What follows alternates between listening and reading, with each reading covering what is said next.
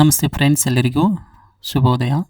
ನೋಡಿ ಫ್ರೆಂಡ್ಸ್, ಇವತ್ತಿನ ವಿಡಿಯೋದಲ್ಲಿ ನಾವು how to download provisional answer key UGC ನೆಟ್ಗೆ ಸಂಬಂಧಿಸಿದಂತೆ ಪ್ರೋಸೆಸ್ಸನ್ನು ಹೇಳ್ತಿದ್ದೇನೆ ಫ್ರೆಂಡ್ಸ್. ಮೊದಲ ಬಾರಿಗೆ ನಾವು UGC ನೆಟ್ ಪ್ರೊವಿಷನಲ್ ಕೀ ಆನ್ಸರನ್ನು ಡೌನ್ಲೋಡ್ ಮಾಡಿಕೊಳ್ಳಬೇಕಾದರೆ ಫ್ರೆಂಡ್ಸ್, ಮೊದಲನೇ ಬಾರಿಗೆ UGC ನೆಟ್ ಅಧಿಕೃತ ವೆಬ್ಸೈಟ್ಗೆ ಹೋಗಬೇಕಾಗುತ್ತದೆ. ಅಂದರೆ UGC ನೆಟ್ ಇದು ಅಧಿಕೃತ ವೆಬ್ಸೈಟ್ ಫ್ರೆಂಡ್ಸ್. ಆಮೇಲೆ ವೆಬ್ಸೈಟಿಗೆ ಹೋಮ್ ಪೇಜ್ ತೆರೆದ ನಂತರ ಲೇಟೆಸ್ಟ್ ನ್ಯೂಸ್ ಅಂತ ಬರುತ್ತೆ ಫ್ರೆಂಡ್ಸ್. ಲೇಟೆಸ್ಟ್ ನ್ಯೂಸ್ ಅಥವಾ ಪಬ್ಲಿಕ್ ನೋಟಿಸ್ ಅಂತೇಳಿ ಬರುತ್ತೆ ಫ್ರೆಂಡ್ಸ್. ಆ ವಿಭಾಗವನ್ನು ನೋಡಬೇಕು ಫ್ರೆಂಡ್ಸ್. ಅದಾದ ನಂತರ ನಾವು UGC net June 2026 provisional answer key ಎಂಬ ನೋಟಿಫಿಕೇಶನ್ ಮೇಲೆ ನಾವು ಕ್ಲಿಕ್ ಮಾಡಬೇಕಾಗುತ್ತೆ ಫ್ರೆಂಡ್ಸ್. ಇಲ್ಲಿದೆ ನೋಡಿ friends, UGC net June 2020 provisional answer key. ಈ ಕ್ಲಿಕ್ ಮಾಡೋದರ ಮುಖಾಂತರ ಮುಂದಿನ ಪುಟದಲ್ಲಿ ವಿವರಗಳನ್ನು ಕೇಳುತ್ತಾರೆ ಫ್ರೆಂಡ್ಸ್. ಅಂದರೆ ಪ್ರೊವಿಷನಲ್ ಆನ್ಸರ್ ಕೀ ಪುಟ ತೆರೆದ ಮೇಲೆ ಅಲ್ಲಿ application number, date of birth, paper 1 ಅಥವಾ ಪೇಪರ್ 2, ನಿಮಗೆ ಪೇಪರ್ 1ಗೆ ಸಂಬಂಧಿಸಿರುವ ಒಂದು ಮತ್ತು ಸ್ಪೆಸಿಫಿಕ್ ಸಬ್ಜೆಕ್ಟ್ ಯಾವುದಿರುತ್ತೆ ಅದಕ್ಕೆ ಮೇಲೆ ಕ್ಲಿಕ್ ಮಾಡಬೇಕು ಫ್ರೆಂಡ್ಸ್. ಉದಾಹರಣೆಗೆ ಕಾಮರ್ಸ್ ಆಗಿರ್ಬೋದು, ಎಜುಕೇಷನ್ ಆಗಿರ್ಬೋದು, ಈ ರೀತಿ ಪ್ರಶ್ನೆಗಳನ್ನು ರೀತಿ ಸಬ್ಜೆಕ್ಟ್ಗಳನ್ನು ತೋರಿಸುತ್ತದೆ ಫ್ರೆಂಡ್ಸ್. ಅದನಂತರ ನಿಮ್ಮ ಪರೀಕ್ಷೆಗೆ ಸಂಬಂಧಿಸಿದ ಪೇಪರ್ ಸಬ್ಜೆಕ್ಟನ್ನು ಆಯ್ಕೆ ಮಾಡಿಕೊಳ್ಳಬೇಕಾಗುತ್ತದೆ. ಅದಾದ ನಂತರ ಸಬ್ಮಿಟ್ ಅಂತ ಕೊಡಬೇಕಾಗುತ್ತೆ ಫ್ರೆಂಡ್ಸ್. ಸಬ್ಮಿಟ್ ಮೇಲೆ ಕ್ಲಿಕ್ ಮಾಡೋದರ ಮುಖಾಂತರ ಅವನು ಲಾಗಿನ್ ಆಗಿ ಸಕ್ಸಸ್ಫುಲ್ ಆದ ನಂತರ ನಾವು ಪ್ರೊವಿಷನಲ್ ಆನ್ಸರ್ ಕೀಯನ್ನು ಸ್ಕ್ರೀನ್ ಮೇಲೆ ಕಾಣಿಸುತ್ತದೆ ಫ್ರೆಂಡ್ಸ್.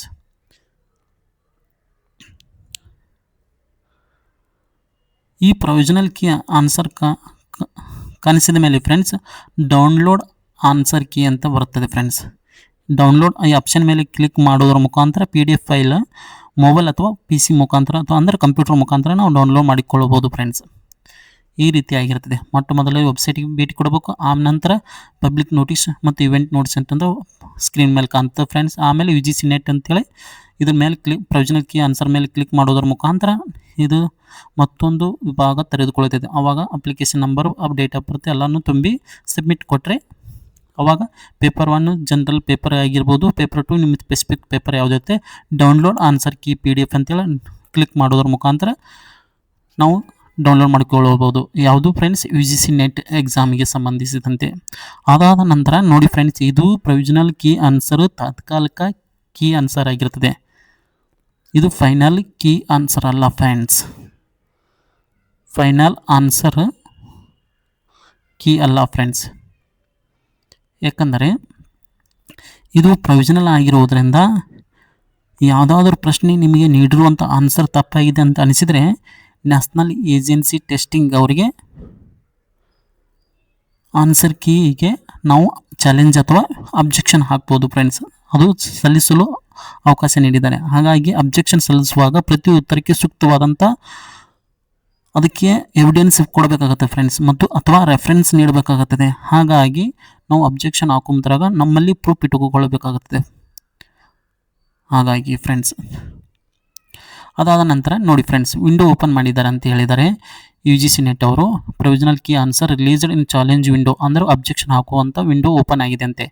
ಎಷ್ಟನೇ ತಾರೀಕಿಂದ 16ನೇ ತಾರೀಕಿಂದ 18ನೇ ತಾರೀಕಿವರೆಗೆ ರಾತ್ರಿ 11 ಗಂಟೆವರೆಗೆ.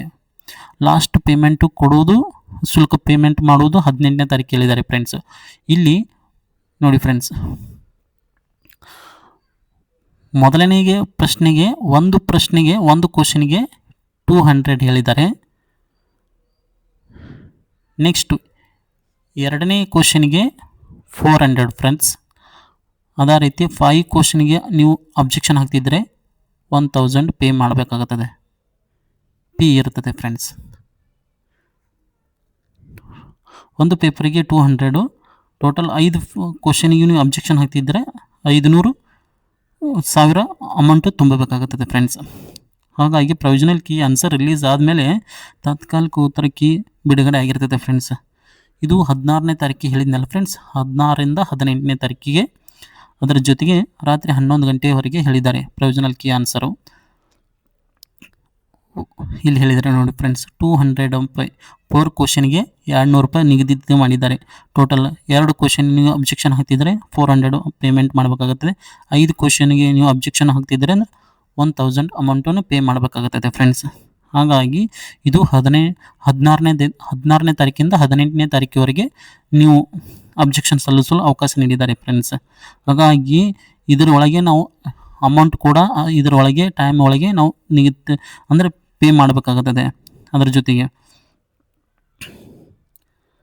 ಇಲ್ಲಿ ಬಹಳ ಮುಖ್ಯ ಎಂದರೆ ಫ್ರೆಂಡ್ಸ್, ಇದು ಪ್ರೊವಿಷನಲ್ ಕೀ ಆನ್ಸರ್ ಆದುದರಿಂದ ರೆಸ್ಪಾನ್ಸ್ ಅಥವಾ ಆನ್ಸರ್ಗೆ ಪರಿಶೀಲಿಸ್ತಾರೆ. ತಪ್ಪು ಎಂದು ಭಾವಿಸುವ ಪ್ರಶ್ನೆಗೆ ಮಾತ್ರ ಚಾಲೆಂಜ್ ಸಲ್ಲಿಸುವುದು ಸೂಕ್ತವಾಗಿರ್ತದೆ ಫ್ರೆಂಡ್ಸ್. ಚಾಲೆಂಜ್ ಸಲ್ಲಿಸುವಾಗ ಸಪೋರ್ಟಿಂಗ್ ಅಥವಾ ನಮ್ಮದು ಎವಿಡೆನ್ಸ್ ಮತ್ತು ಪ್ರೂಫ್ ಇಟ್ಟುಕೊಳ್ಳೋದು ಅಗತ್ಯವಾಗಿರ್ತದೆ, ಸರಿಯಾಗಿಯನ್ನು ಒದಗಿಸಬೇಕಾಗಿರ್ತದೆ ಫ್ರೆಂಡ್ಸ್. ಹಾಗಾಗಿ ಒಂದು ಅಬ್ಜೆಕ್ಷನ್ ಸಲ್ಲಿಸುವಂಥ ವಿಂಡೋ ಕೂಡ ಒಂದು ಆಪ್ಷನ್ ಕೊಟ್ಟಿದ್ದಾರೆ. ಅದರ ಜೊತೆಗೆ ಯಾವ ರೀತಿ ಡೌನ್ಲೋಡ್ ಮಾಡಿಕೊಳ್ಳಬೇಕಂತ ಹೇಳಿದ್ದೀನಿ ಫ್ರೆಂಡ್ಸ್. ಇಷ್ಟು ಇಲ್ಲಿ ಕೊಟ್ಟಿದ್ದಾರೆ ₹200 ಪರ್ ಮಂತ್ ಫಾರ್ ಕ್ವಶನ್ಗೆ. Thank you friends. ಮತ್ತೆ ಮುಂದಿನ ವಿಡಿಯೋದಲ್ಲಿ ಭೇಟಿಯಾಗೋಣ. ಜೈ ಹಿಂದ್.